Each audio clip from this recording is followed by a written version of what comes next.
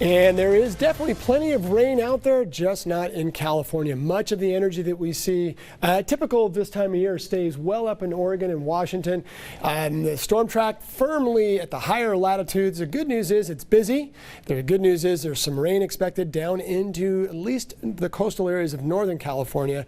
Everybody needs it, but it's all quiet for us. Sunday we'll keep the active storm track well to our north, but it does open up just a little bit.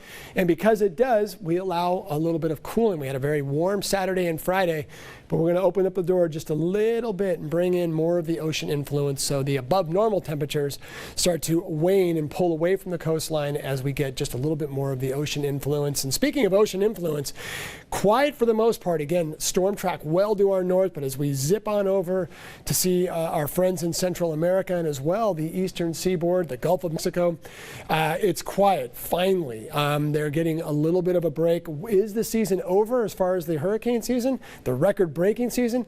My guess is probably not, but at least for now, everyone's going to get a break, a well-deserved break from what has been just a dramatic active season. Just unbelievable. All right, there we go with our FUTURECAST. Watch this as we pull in tight. See some wispy high and mid-level clouds roaring over the area. And then as we pull back out, you can see the tail end of storm systems are about all we can hope for as they sort of try to get into Southern California, I should say Northern California. By the time they get to Central and then Southern, pretty much all the moisture has been expelled. And that's just the way it is until we get these systems, the lows, to get a little bit closer to Southern California, or at least Central. It's going to be hard for us to get real solid measurable rainfall.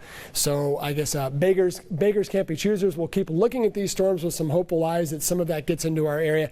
Possibly around Thanksgiving, there is a little hint that an area of low pressure will try to come in the back door. Typically those are inside sliders, give us more wind and cold temperatures than they do actual moisture because they're more of a land trajectory.